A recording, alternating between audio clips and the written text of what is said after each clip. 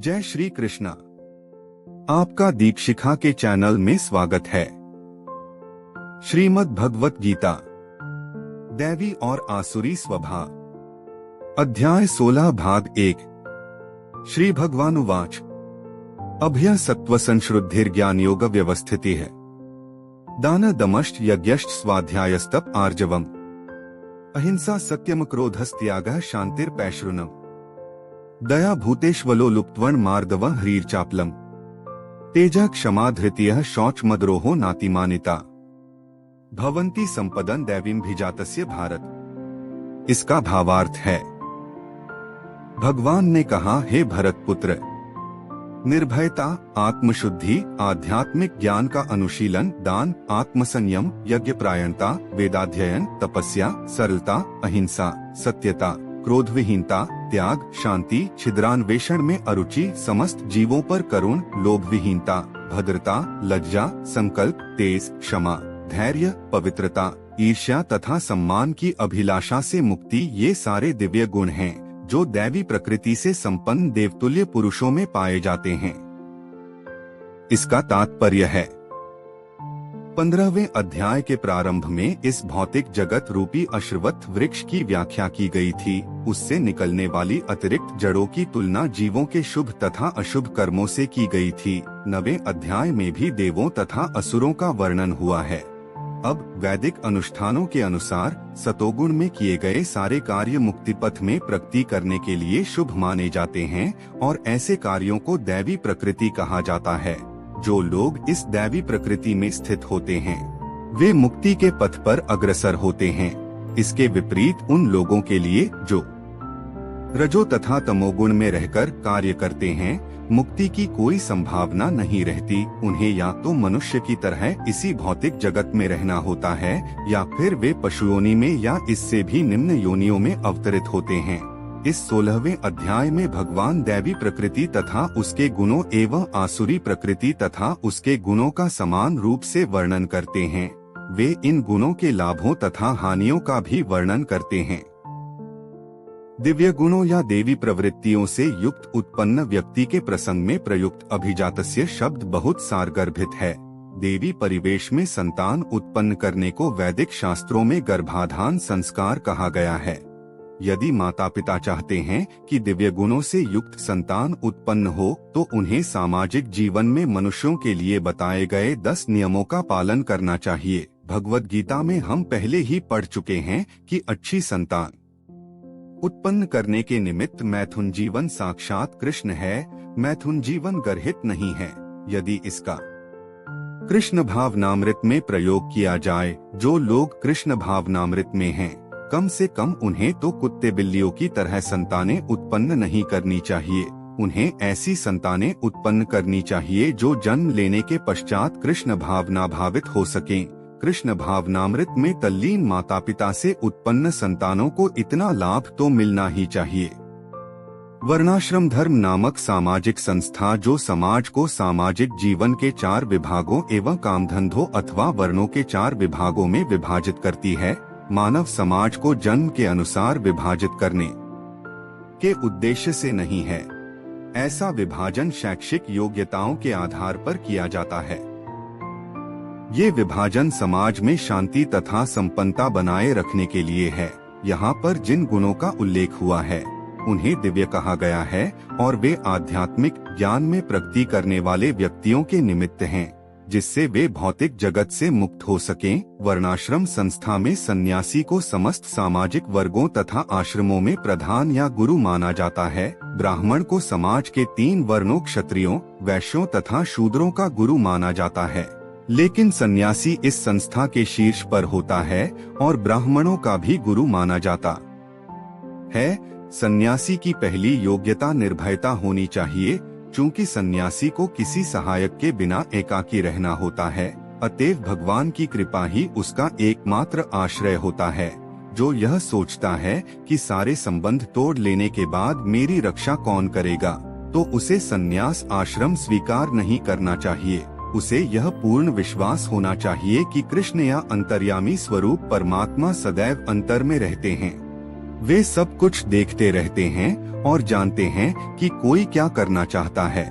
इस तरह मनुष्य को दृढ़ विश्वास होना चाहिए कि परमात्मा स्वरूप कृष्ण शरणागत व्यक्ति की रक्षा करेंगे। उसे सोचना चाहिए, मैं कभी अकेला नहीं हूँ, भले ही मैं गहनतम जंगल में क्यों न रहूं, मेरा साथ कृष्ण देंगे और सब तरह से मेरी रक्षा करेंगे। ऐसा विश्वास अभयम या निर्भयता कहलाता है। संन्यास आश्रम में व्यक्ति की ऐसी मनोदशा आवश्यक है। तब उसे अपने अस्तित्व को शुद्ध करना होता है। संन्यास आश्रम में पालन किए जाने के लिए अनेक विधि विधान हैं। इनमें सबसे महत्वपूर्ण यह है कि सन्यासी को किसी स्त्री के साथ घनिष्ठ संबंध नहीं रखना चाहिए। उसे एकांत स्थान में स्त्री से बातें करने तक की मनाही है। भगवान चैतन्य आदर्श सन्यासी थे और जब वे पुरी में रह रहे थे तो उनकी भक्तिनों को उनके पास नमस्कार करने तक के लिए नहीं आने दिया जाता था। उन्हें दूर से ही प्रणाम करने के लिए आदेश था। यह स्त्री जाति के प्रति घृणा भाव का चिन्ह नहीं था, अपितु सन्यासी पर लगाया गया प्रतिबंध था कि उसे स्त्रियों के निकट संपर्क नहीं रखना चाहिए। मनुष्य को अपने अस्तित्व को शुद्ध बनाने के लिए जीवन की विशेष परिस्थिति स्तर में विधि विधानों का पालन करना होता है। सन्यासी के लिए स्त्रियों के साथ घनिष्ठ संबंध तथा इंद्रिय तृप्ति के लिए धन संग्रह वर्जित हैं। आदर्श सन्यासी तो स्वयं भगवान चैतन्य थे और उनके जीवन से हमें यह सीख लेनी चाहिए कि वे स्त्रियों के विषय में कितने कठोर थे। यद्यपि वे भगवान के सबसे वदान्य अवतार माने जाते हैं, क्योंकि वे अधम से अधम बद्ध जीवों को स्वीकार करते थे, लेकिन जहाँ तक स्त्रियों की संगति का प्रश्न था, वे संन्यास आश्रम के विधि विधानों का कठोरता से पालन करते थे। उनका एक निजी पार्षद छोटा हरिदास अन्य पार्षदों के साथ निरंतर रहा, लेकिन किसी कारणवश उसने एक तरुणी को कामुक दृष्टि से देखा। भगवान चैतन्य इतने कठोर थे कि उन्हें उसे अपने पार्षदों की संगति से तुरंत बाहर निकाल दिया। भगवान चैतन्य ने कहा, जो सन्यासी या अन्य कोई व्यक्ति प्रकृति के चंगुल से छूटने का इच्छुक है और अपने को आध्यात्मिक प्रकृति तक ऊपर उठाना चाहता है तथा भगवान के पास वापस जाना चाहता है, वह यदि भौतिक संपत्ति तथा स्त्री की ओर इंद्रिय तृप्ति के लिए देखता है, भले ही वह उनका भोग न करे, केवल उनकी ओर इच्छा दृष्टि से देखे, तो भी वह इतना गर्हित है कि उसके लिए श्रेयस्कर होगा कि वह ऐसी अवैध इच्छाएं करने के पूर्व आत्महत्या कर ले। इस तरह शुद्धि की ये विधियां हैं। अगला गुण है ज्ञानयोग व्यवस्थिति। ज्ञान के अनुशीलन में संलग्न रहना। सन्यासी का जीवन गृहस्थों तथा उन सबों को जो आध्यात्मिक उन्नति के वास्तविक जीवन को भूल चुके हैं, ज्ञान वितरित करने के लिए होता है। सन्यासी से आशा की जाती है कि वह अपनी जीविका के लिए द्वार द्वार भिक्षाटन करे, लेकिन इसका अर्थ यह नहीं है कि वह भिक्षुक है। विनयशीलता भी आध्यात्मिकता में स्थित मनुष्य की एक योग्यता है। सन्यासी मात्र विनयशीलता वश द्वार द्वार जाता है, भिक्षाटन के उद्देश्य से नहीं जाता, अपितु गृहस्थों को दर्शन देने तथा उनमें कृष्ण भावनामृत जगाने के लिए जाता है। यह सन्यासी का कर्तव्य है। यदि वह वास्तव में उन्नत है और उसे गुरु का आदेश प्राप्त है, तो उसे तर्क तथा ज्ञान द्वारा कृष्ण भावनामृत का उपदेश करना चाहिए, और यदि वह इतना उन्नत नहीं है तो उसे संन्यास आश्रम ग्रहण नहीं करना चाहिए। लेकिन यदि किसी ने पर्याप्त ज्ञान के बिना संन्यास आश्रम स्वीकार कर लिया है, तो उसे ज्ञान अनुशीलन के लिए प्रामाणिक गुरु से श्रवण में रत होना चाहिए। सन्यासी को निर्भीक होना चाहिए, उसे सत्व संशुद्धि तथा ज्ञान योग में स्थित होना चाहिए। अगला गुण दान है। दान गृहस्थों के लिए है। गृहस्थों को चाहिए कि वे निष्कपटता से जीवन यापन करना सीखें और कमाई का 50% विश्व भर में कृष्ण भावनामृत के प्रचार में खर्च करें। इस प्रकार से गृहस्थ को चाहिए कि ऐसे कार्यों में लगे संस्थान समितियों को दान दे। दान योग्य पात्र को दिया जाना चाहिए, जैसा आगे वर्णन किया जाएगा। दान भी कई तरह का होता है, यथा सतोगुण, रजोगुण तथा तमोगुण में दिया गया दान। सतोगुण में दिए जाने वाले दान की संस्तुति शास्त्रों ने की है, लेकिन रजो तथा तमोगुण में दिए गए दान की संस्तुति नहीं है, क्योंकि यह धन का अपव्यय मान है। संसार भर में कृष्ण भावनामृत के प्रसार हेतु ही दान दिया जाना चाहिए। ऐसा दान सतोगुणी होता है।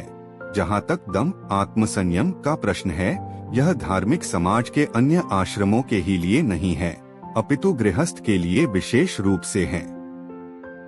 यद्यपि उसके पत्नी होती है, लेकिन उसे चाहिए कि व्यर्थ ही अपनी इंद्रियों को विषय भोग की ओर न मोड़े। गृहस्थों पर भी मैथुन जीवन के लिए प्रतिबंध है और इसका उपयोग केवल संतानोत्पत्ति के लिए किया जाना चाहिए। यदि वह संतान नहीं चाहता तो उसे अपनी पत्नी के साथ विषय भोग में लिप्त नहीं होना चाहिए। आधुनिक समाज मैथुन जीवन का भोग करने के लिए निरोध विधियों का या अन्य घृणित विधियों का उपयोग करता है, जिससे संतान का उत्तरदायित्व न उठाना पड़े। यह दिव्य गुण नहीं, अपितु आसुरी गुण है। यदि कोई व्यक्ति, चाहे वह गृहस्थ ही क्यों न हो, आध्यात्मिक जीवन में प्रगति करना चाहता है तो उसे अपने मैथुन जीवन पर संयम रखना होगा और उसे ऐसी संतान नहीं उत्पन्न करनी चाहिए जो कृष्ण की सेवा में काम न आए। यदि वह ऐसी संतान उत्पन्न करता है जो कृष्ण भावना भावित हो सके तो वह सैकड़ों संतानें उत्पन्न कर सकता है, लेकिन ऐसी क्षमता के बिना किसी को इंद्रिय सुख के लिए काम भोग में लिप्त नहीं होना चाहिए। गृहस्थों को यज्ञ भी करना चाहिए, क्योंकि यज्ञ के लिए पर्याप्त धन चाहिए। ब्रह्मचर्य, वानप्रस्थ तथा संन्यास आश्रम वालों के पास धन नहीं होता, वे तो भिक्षाटन करके जीवित रहते हैं। अतएव विभिन्न प्रकार के यज्ञ गृहस्थों के दायित्व हैं। उन्हें चाहिए कि वैदिक साहित्य द्वारा आदिष्ट अग्निहोत्र यज्ञ करें, लेकिन आजकल ऐसे यज्ञ अत्यंत खर्चीले हैं और हर किसी गृहस्थ के लिए इन्हें संपन्न कर पाना कठिन है। इस युग के लिए संस्तुत सर्वश्रेष्ठ यज्ञ है संकीर्तन यज्ञ। यह संकीर्तन यज्ञ हरे कृष्ण कृष्ण कृष्ण हरे हरे, हरे राम राम राम हरे हरे का जप सर्वोत्तम और सबसे कम खर्च वाला यज्ञ है और प्रत्येक व्यक्ति इसे करके लाभ उठा सकता है। अतएव दान, इंद्रिय संयम तथा यज्ञ करना, ये तीन बातें गृहस्थ के लिए हैं। स्वाध्याय या वेदाध्ययन ब्रह्मचर्य आश्रम या विद्यार्थी जीवन के लिए है। ब्रह्मचारियों का स्त्रियों से किसी प्रकार संबंध नहीं होना चाहिए। उन्हें ब्रह्मचर्य जीवन बिताना चाहिए और आध्यात्मिक ज्ञान के अनुशीलन हेतु अपना मन वेदों के अध्ययन में लगाना चाहिए। यही स्वाध्याय है। तपस्या वानप्रस्थों के लिए है। मनुष्य को जीवन भर गृहस्थ ही नहीं बने रहना चाहिए। उसे स्मरण रखना होगा कि जीवन के 4 विभाग हैं, ब्रह्मचर्य, गृहस्थ, वानप्रस्थ तथा संन्यास। अतएव गृहस्थ रहने के बाद उसे विरक्त हो जाना चाहिए। यदि कोई 100 वर्ष जीवित रहता है तो उसे 25 वर्ष तक ब्रह्मचर्य, 25 वर्ष तक गृहस्थ, 25 वर्ष तक वानप्रस्थ तथा 25 वर्ष तक संन्यास का जीवन बिताना चाहिए। ये वैदिक धार्मिक अनुशासन के नियम हैं। गृहस्थ जीवन से विरक्त होने पर मनुष्य को शरीर, मन तथा वाणी का संयम बरतना चाहिए। यही तपस्या है। समग्र वर्णाश्रम धर्म समाज ही तपस्या के निमित्त है।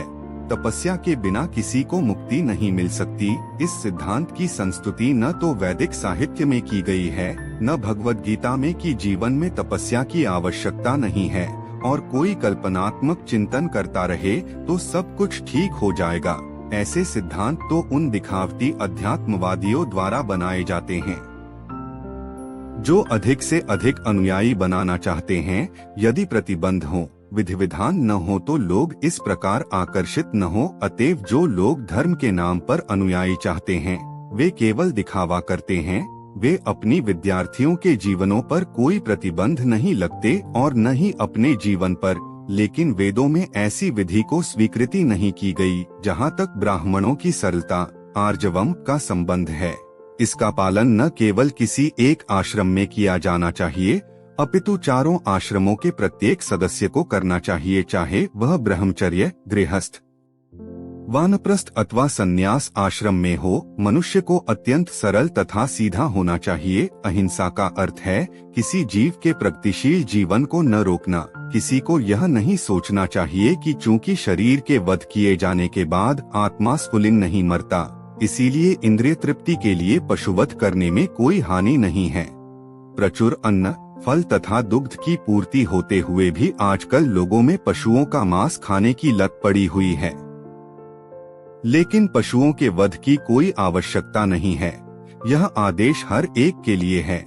जब कोई विकल्प न रहे तभी पशुवध किया जाए, लेकिन इसकी यज्ञ में बलि की जाए जो भी हो। जब मानवता के लिए प्रचुर भोजन हो तो जो लोग आध्यात्मिक साक्षात्कार में प्रगति करने के इच्छुक हैं, उन्हें पशुहिंसा नहीं करनी चाहिए। वास्तविक अहिंसा का अर्थ है किसी की प्रगतिशील जीवन को रोका न जाए। पशु भी अपने विकास काल में एक पशुयोनि से दूसरी पशुयोनि में देहांतरण करके प्रगति करते हैं।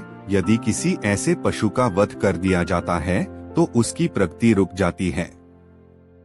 यदि कोई पशु किसी शरीर में बहुत दिनों से या वर्षों से रह रहा हो और उसे असमय ही मार दिया जाए तो उसे पुनः उसी जीवन में वापस आकर शेष दिन पूरे करने के बाद ही दूसरी योनि में जाना पड़ता है।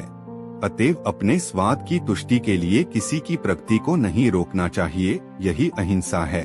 सत्यम का अर्थ है कि मनुष्य को अपने स्वार्थ के लिए सत्य को ताड़ना मरोड़ना नहीं चाहिए। वैदिक साहित्य में कुछ अंश अत्यंत कठिन हैं, लेकिन उनका अर्थ किसी प्रामाणिक गुरु से जानना चाहिए। गृहस्थों को यज्ञ भी करना चाहिए, क्योंकि यज्ञ के लिए पर्याप्त धन चाहिए। ब्रह्मचर्य, वानप्रस्थ तथा संन्यास आश्रम वालों के पास धन नहीं होता, वे तो भिक्षाटन करके जीवित रहते हैं।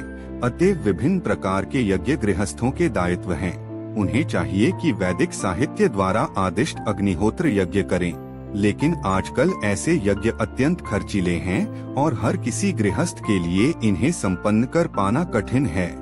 इस युग के लिए संस्तुत सर्वश्रेष्ठ यज्ञ है संकीर्तन यज्ञ। यह संकीर्तन यज्ञ हरे कृष्ण कृष्ण कृष्ण हरे हरे, हरे राम राम राम हरे हरे का जप सर्वोत्तम और सबसे कम खर्च वाला यज्ञ है और प्रत्येक व्यक्ति इसे करके लाभ उठा सकता है। अतएव दान, इंद्रिय संयम तथा यज्ञ करना, ये तीन बातें गृहस्थ के लिए हैं।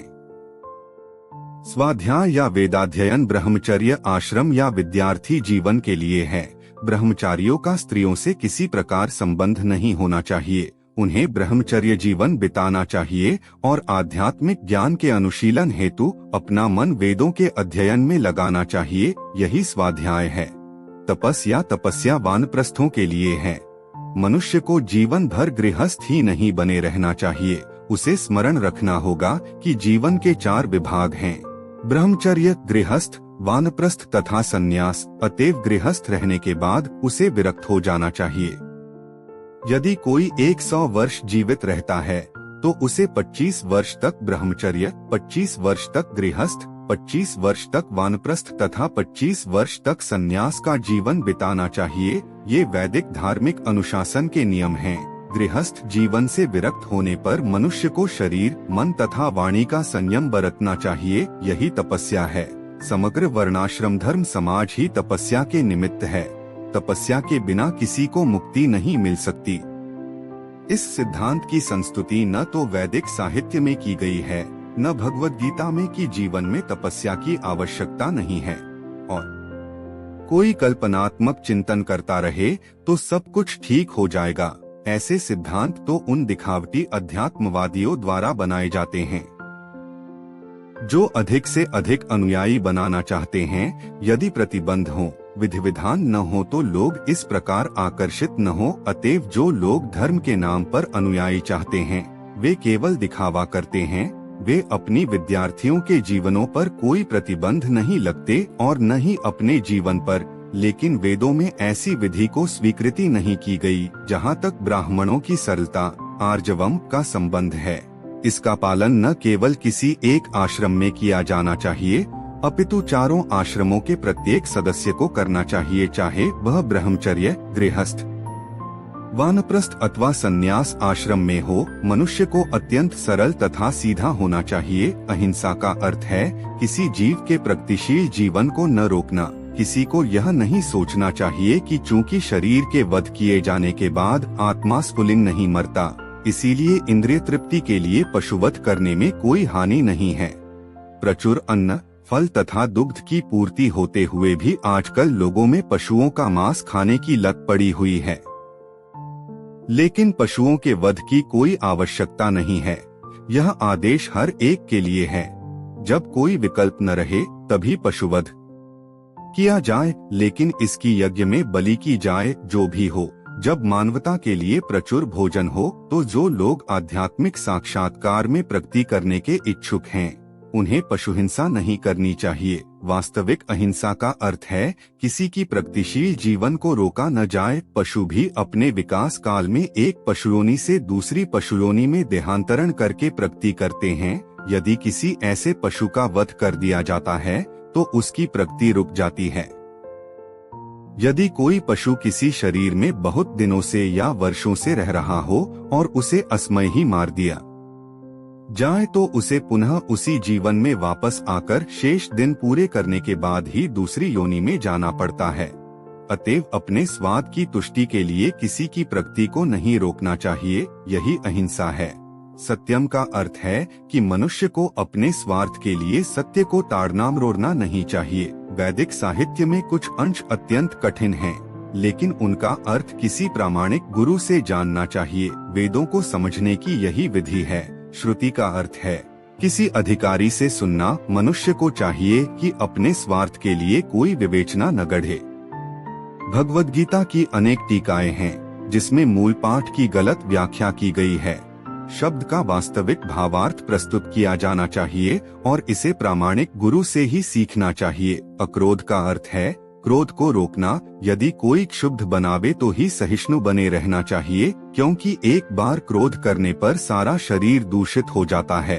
क्रोध रजोगुण तथा काम से उत्पन्न होता है।